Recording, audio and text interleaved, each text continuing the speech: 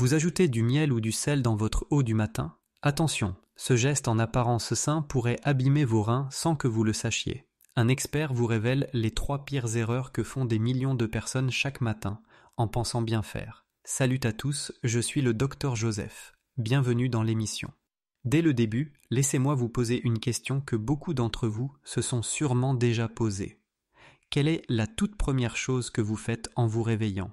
Est-ce que vous foncez vers la cafetière, attrapez votre téléphone, ou bien, comme beaucoup de gens, buvez-vous un verre d'eau tiède avant même d'avoir ouvert complètement les yeux? C'est une habitude que beaucoup d'entre nous ont prise, parfois depuis des années. Mais vous est-il déjà arrivé qu'un proche, un membre de votre famille ou votre partenaire vous fasse une remarque du genre « Eh, tu ne t'es même pas encore brossé les dents, tu es en train d'avaler toutes les bactéries ». Ce petit débat, la question de savoir s'il faut se brosser les dents avant de boire de l'eau, est étonnamment courant, n'est-ce pas? Mon propre partenaire m'en parle assez souvent. C'est une interrogation que beaucoup de gens se posent vraiment. Alors aujourd'hui, je suis ravi de pouvoir partager avec vous les éclairages d'un expert. Le Dr Ramirez, un néphrologue très respecté, avec plus de 30 ans d'expérience à la Mayo Clinic. Il a tout vu en matière de santé rénale et d'hydratation. Il va nous donner un avis médical éclairé sur l'hydratation du matin. Et, je l'espère, mettre un terme une bonne fois pour toutes à ces doutes, pour que chacun puisse poser une base solide pour une consommation d'eau saine. Il va nous aider à distinguer le vrai du faux. C'est parti, allons droit au but. Ce premier verre d'eau du matin est-il réellement un coup de fouet revitalisant pour démarrer la journée, ou bien est-ce qu'en réalité, on avale inconsciemment un concentré de germes qui pourrait nous causer des soucis de santé à long terme? Avant tout, le Dr Ramirez veut que nous comprenions pourquoi autant de professionnels de santé, de nutritionnistes et d'experts en bien-être recommandent de boire de l'eau dès le réveil. Ce n'est absolument pas une mode santé passagère qui circule sur les réseaux sociaux. Il existe en réalité un ensemble solide de preuves scientifiques qui soutiennent cette habitude. Ce n'est pas une vieille croyance sans fondement. Le bénéfice le plus évident et immédiat, c'est l'hydratation. Simple et clair. On donne à notre corps ce dont il a le plus besoin. Je sais ce que certains d'entre vous pensent peut-être, j'étais juste en train de dormir. À quel point puis-je être déshydraté? Je n'étais pas en train de courir un marathon. Et pourtant, même pendant notre sommeil, notre corps reste actif à l'intérieur.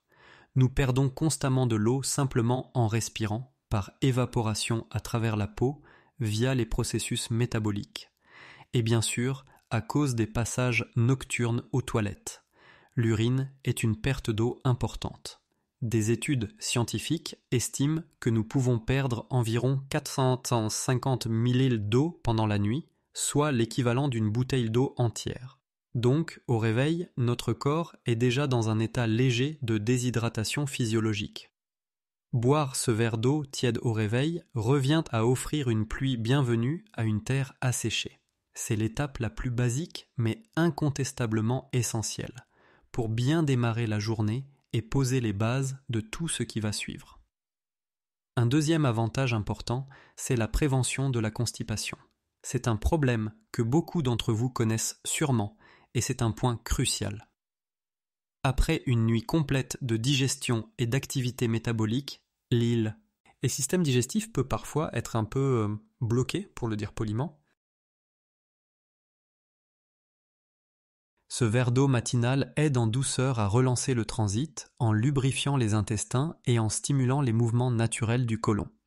C'est un peu comme dire à votre système digestif « Prépare-toi, on démarre ». Pour ceux qui souffrent régulièrement de constipation, adopter cette habitude au quotidien peut littéralement changer la donne. Beaucoup de personnes qui intègrent ce geste simple dans leur routine constatent que leur matinée devient beaucoup plus régulière, prévisible et confortable. Troisièmement, boire de l'eau dès le réveil aide efficacement à nettoyer l'estomac et à neutraliser l'acidité gastrique. Pendant la nuit, lorsque nous ne consommons pas de nourriture, notre estomac reste essentiellement vide pendant une longue période. Cela conduit malheureusement à une accumulation d'acide gastrique. Boire de l'eau aide à neutraliser cette acidité, qui peut causer des problèmes à long terme si elle devient excessive. Commencer la journée en buvant de l'eau réduit donc le risque d'acidité excessive ou de déséquilibre gastrique. Et enfin, il y a le bénéfice cognitif. Boire de l'eau contribue à réveiller le cerveau. Avez-vous déjà remarqué une légère mais réelle amélioration de votre clarté mentale et de votre vigilance après ce premier verre d'eau du matin? Ce n'est pas juste une impression. L'eau est rapidement absorbée par l'organisme, ce qui permet de fluidifier légèrement le sang et d'améliorer la circulation. En améliorant le flux sanguin, vous permettez à votre corps de mieux transporter l'oxygène vers le cerveau, le maintenant vif et fonctionnel. Un cerveau bien hydraté est un cerveau heureux et efficace. D'accord ? Maintenant que nous avons vu tous les bienfaits, tous les avantages liés au fait de boire de l'eau dès le matin, parlons de l'éléphant dans la pièce. La préoccupation qui trotte dans l'esprit de beaucoup d'entre vous, la question des bactéries. Est-ce une inquiétude légitime ? Est-ce quelque chose dont on devrait vraiment se soucier ? C'est une préoccupation parfaitement compréhensible et raisonnable. Les recherches médicales ont effectivement montré que notre bouche est un écosystème incroyablement complexe, grouillant d'une grande diversité de micro-organismes. Ce sont littéralement des villes bactériennes en constante activité. On estime que notre bouche peut héberger plus de 700 espèces différentes de bactéries, avec une population totale pouvant atteindre 50 milliards. Je sais, cela semble absolument terrifiant, n'est-ce pas ? Rien que d'y penser, cela peut mettre certaines personnes mal à l'aise. Mais voici le facteur crucial qui remet tout cela en perspective. Où se trouve réellement la majorité de ces bactéries ? La grande majorité d'entre elles sont solidement fixées à la plaque dentaire et au tartre qui s'accumulent sur nos dents. Si vous avez déjà eu droit à un détartrage professionnel, vous savez à quel point cette matière est tenace et difficile à retirer. Elle nécessite des outils dentaires spécialisés et beaucoup d'efforts pour être efficacement éliminée. La force relativement douce de l'eau que l'on boit ne suffit tout simplement pas à déloger ces bactéries, encore moins à les faire descendre jusqu'à votre système digestif. Bien sûr, certaines bactéries en suspension peuvent être présentes dans notre salive. Mais même si vous en avalez quelques-unes avec l'eau, votre estomac est équipé de son propre système de défense très puissant.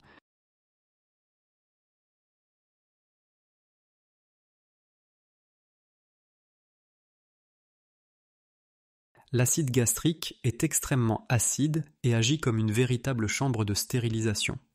La grande majorité de ces bactéries passagères ne peut tout simplement pas survivre dans un environnement aussi hostile. De plus, notre intestin, notre tube digestif, abrite lui aussi une communauté florissante de bonnes bactéries, un écosystème dynamique qui joue un rôle crucial dans le maintien de notre santé et de notre bien-être général. Le docteur Ramirez nous assure donc avec insistance que vous pouvez totalement vous détendre et laisser ces inquiétudes de côté. Lorsque vous buvez de l'eau le matin à jeun, vous buvez avant tout de l'eau, et non une dose concentrée d'agents pathogènes nocifs. L'idée que boire de l'eau reviendrait à avaler volontairement une vague de bactéries est tout simplement une idée reçue, non soutenue par les preuves scientifiques. D'ailleurs, si vous aimez boire de l'eau dès le réveil, tapez le chiffre 1 dans les commentaires ci-dessous. Dites-moi que, comme moi, vous faites partie du club des buveurs d'eau du matin. Nous avons maintenant largement couvert les bienfaits, les idées fausses et la base scientifique autour du fait de boire de l'eau dès le réveil. Passons maintenant à un point tout aussi important. Qu'est-ce que cela signifie de boire de l'eau de manière saine ? Le docteur Ramirez tient à souligner que si une bonne hydratation et le fait de boire de l'eau de façon intentionnelle peuvent apporter beaucoup de bienfaits, consommer de l'eau de manière inadaptée ou sans conscience peut malheureusement causer des dommages à long terme aux reins. Je veux insister sur ce mot, dommage, car certaines erreurs très courantes dans notre manière de boire peuvent nuire à la santé de nos reins. Voici les 3 erreurs les plus fréquentes. 1. Attendre d'avoir soif pour boire. En d'autres termes, certaines personnes ne boivent de l'eau que lorsqu'elles en ressentent le besoin. Beaucoup pensent que c'est normal ou suffisant de boire uniquement quand la soif se fait sentir. Mais ce n'est pas l'idéal. Au moment où vous ressentez consciemment la soif, votre corps est déjà dans un état de déshydratation. Il est certes naturel de laisser le corps suivre ses propres rythmes, mais pour les tâches quotidiennes, il est important de le maintenir prêt à fonctionner. En matière d'hydratation, il vaut mieux anticiper ce moment et éviter que la déshydratation ne s'installe. Point 2. Remplacez l'eau par d'autres boissons. Soda, boissons sucrées, thés aromatisés. Ces boissons sont souvent bourrées de sucre et d'additifs qui peuvent provoquer une perte de calcium. Ce calcium est ensuite filtré par les reins, ce qui augmente le risque de calculs rénaux. Cela surcharge les reins qui doivent alors éliminer tous ces excès de sucre et d'additifs. Et cela peut, à terme, favoriser des complications comme l'insuffisance rénale. Point 3. Boire de l'eau trop rapidement. Oui, boire de l'eau permet de garder le corps frais et hydraté. Mais une mauvaise habitude consiste à boire trop vite, en grande quantité. Il est préférable de boire lentement, à un rythme régulier. Pensez à boire tout au long de la journée, par petites gorgées, plutôt que d'avaler de grandes quantités d'un coup. Votre corps absorbe l'eau de manière bien plus efficace quand vous la consommez progressivement. À ce stade, j'imagine que certains d'entre vous ont peut-être des questions concernant les mythes répandus et les alternatives à l'eau, comme l'ajout de sucre, de sel ou de miel. Qu'en est-il de ces fameuses options que le Dr Ramirez a évoquées ? Le premier point qu'il soulève, c'est que l'eau salée n'est généralement pas recommandée, en particulier le matin. Le problème, c'est que la plupart des aliments transformés contiennent. Il a également été dit que l'eau au miel ne devrait pas être consommée, car elle n'est pas vraiment efficace pour traiter les problèmes de fond que rencontrent les gens. Certes, le goût est agréable, doux et sucré, mais elle n'apporte pas à votre corps l'hydratation durable dont il a besoin.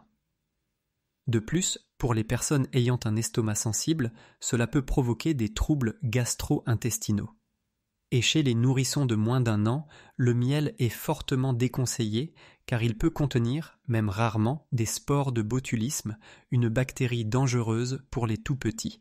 Par conséquent, il est important d'examiner soigneusement toutes vos options lorsque vous réfléchissez à votre santé. Tout commence par prendre soin de soi au quotidien. Pensez-y comme à un investissement constant dans votre santé et votre bien-être à long terme. Ce sont ces petites habitudes régulières qui font une énorme différence avec le temps. Alors pour conclure, récapitulons les points clés abordés aujourd'hui.